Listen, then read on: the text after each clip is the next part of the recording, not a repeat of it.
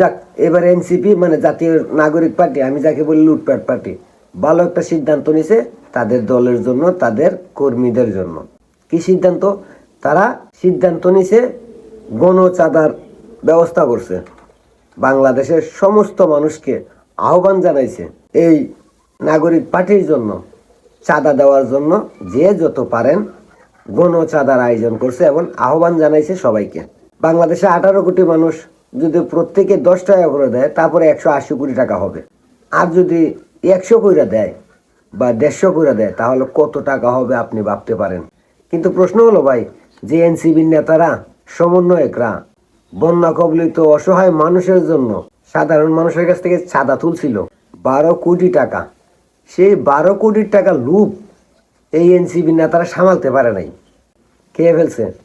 বন্যা কবলিত মানুষকে না দিয়ে নিজেরা বাটবাটোয়ারা করে খেয়ে পরবর্তীতে ওই টাকা ইনুসের ফান্ডে জমা দিয়ে দিছে।